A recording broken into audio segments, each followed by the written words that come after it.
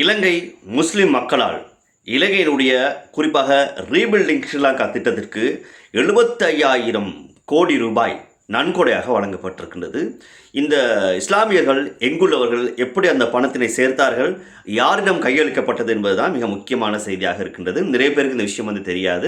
எனவே இந்த காணொலியை பார்க்குறவங்க தயவு செய்து பகிர்ந்து கொண்டீங்கன்னு சொன்னால் அவர்களுக்கு இந்த செய்தி போவதன் மூலமாக நாட்டுக்கு பங்களிப்பு அனுப்பிய ஏதோ ஒரு திருப்தி அவங்களுக்கு கிடைக்கப்பெறும். இந்த விஷயம் வெளியில் போயிருக்குன்னு சொல்லி அவங்களுக்கு திருப்தி போடுவாங்க. சரி, அந்த விஷயத்தை பார்க்குறதுக்கு முன்னாடி இன்றைய தினம் உலகால் அனைத்து மக்களுக்கும் சந்தோஷமான 2026ஆம் ஆண்டுக்கான புத்தாண்டு நாள் வாழ்த்துக்களை கூறிக்கொண்டு இன்றைய காணொலியை ஆரம்பிக்கிறேன். தொடர்ச்சியாக தினேஷ் சுந்தர் என்னுடைய ஃபேஸ்புக் யூடியூப் தளங்களை நீங்கள் சப்ஸ்கிரைப் பண்ணி ஃபாலோ பண்ணி வச்சுக்கணும்னு சொன்னால் நாளாந்தம் இலங்கை நடைபெறக்கூடிய உலக ரீதியில் நடைபெறக்கூடிய மிக முக்கியமான செய்திகளை உங்களோடு நடுநிலையோடு பகிர்ந்து கொள்வதற்கு நான் தயாராக இருக்கின்றேன். எனவே தயவுசெய்து என்னுடைய பக்கத்தை நீங்கள் சப்ஸ்கிரைப் பண்ணி லைக் பண்ணி கமெண்ட் பண்ணுங்கள். அப்போ தான் ஏதாவது குறைபாடுகள் இருந்தாலும் அதனை நிவர்த்தி செய்து கொள்ளக்கூடியதாக இருக்கும். சரி, இன்றைய தினம் 30ஆம் தேதி பார்த்தீங்கன்னா இலங்கை முஸ்லீம் மக்கள் நிறைய பேர் பிரித்தானியாவில் வாழ்ந்து கொண்டிருக்கிறார்கள். இலங்கை வாழ் பிரித்தானியர்கள். எனவே கிட்டத்தட்ட பிரித்தானியாவில் மாத்திரம் 25 இஸ்லாமிய அமைப்புகள் காணப்படுகின்றவாம். எனவே இந்த 25 இஸ்லாமிய அமைப்புகளும் இணைந்து இலங்கையில் ஏற்பட்ட டிட்வா புயல் மற்றும் அந்த மீள் கட்டுமானங்கள், அது மட்டும் இல்லாமல் அதிகமாக பாதிக்கப்பட்ட மக்களுக்கு ஏதாவது செய்யும் பொருட்டு இலங்கைக்கு உதவி அளித்திருக்கிறார்கள் இந்த இலங்கை வாழ் பிரித்தானிய மக்கள். அதாவது பிரித்தானிய வாழ் இலங்கை மக்கள் பிரித்தானியாவில் தான் வாழ்ந்து கொண்டிருக்கிறாங்க. ஆனாலும் அவங்களோட பூர்வீகம் இலங்கையாகத்தான் காணப்படுகிறது. எனவே கடந்த ஒரு மாதமாக இணைந்து இந்த 75,000 கோடி ரூபாயை அவர்களுடன் சேர்த்திருக்கிறார்கள். சரியாக சொல்வதாக இருந்தால் 2,50,000 அமெரிக்க டாலர்கள். இந்த 2,50,000 அமெரிக்க டாலர்கள் தான் நேற்று முன்தினம், அதாவது 30ஆம் தேதி இலங்கைக்கான தூதுவர் ஆலயத்தில் வைத்து கையளிக்கப்பட்டிருக்கிறது. குறிப்பாக பார்த்தீங்கன்னா அந்த 25 அமைப்புகளையும் நான் சொல்றதுக்கு மிக முக்கியமான காரணம், இதெல்லாம் யாரெல்லாம் பங்களிப்பு செலுத்துகிறாங்க அப்படின்றது மூலமாக ஏதோ ஒரு வகையில் அவங்களுக்கு அந்த தகவல் போய் சேரும்.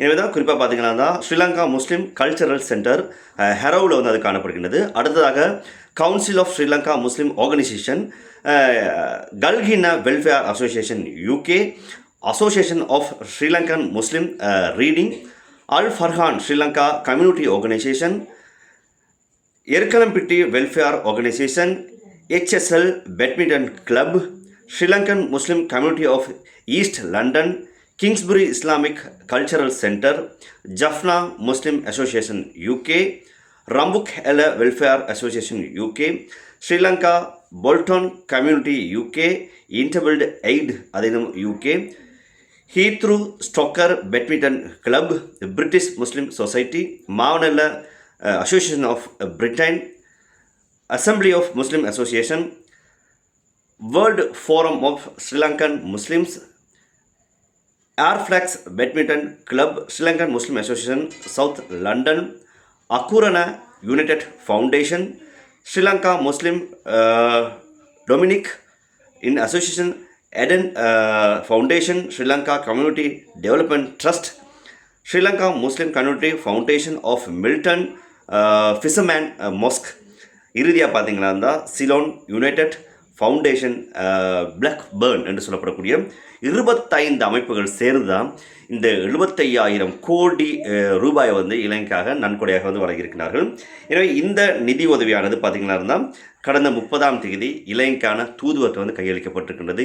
இன்னமும் அந்த பணம் ஜனாதிபதியுடைய ரீபில்டிங் ஸ்ரீலங்கா திட்டத்துக்கு சேர்ந்ததாக தகவல் இல்லை. அப்படி வந்திருந்தால் இந்த செய்தி இலங்கையுடைய பத்திரிகைகளில், வானொலிகளில், தொலைக்காட்சியில் பிரசுரமாகியிருக்கும்.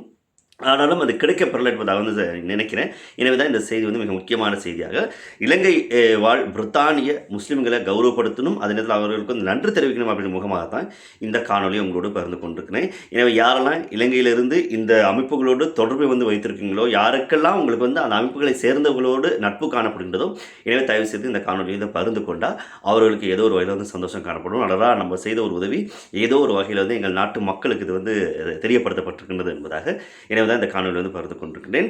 எனவே நேற்றைய தினம் குறிப்பாக பார்த்தீங்கன்னா தான் அந்த சிஎம்சி, அதாவது கொழும்பு முனிசிபல் கவுன்சிலை வந்து காப்பாற்றிய ஒரு இஸ்லாமிய பெண் என்பதாக ஒரு காணொலி வந்து இட்டிருந்தேன். அந்த காணொலிக்கு நிறைய பேர் வந்து ஆதரவு, கமெண்ட்ஸ், ஷேர் வந்து பண்ணியிருந்தீங்க.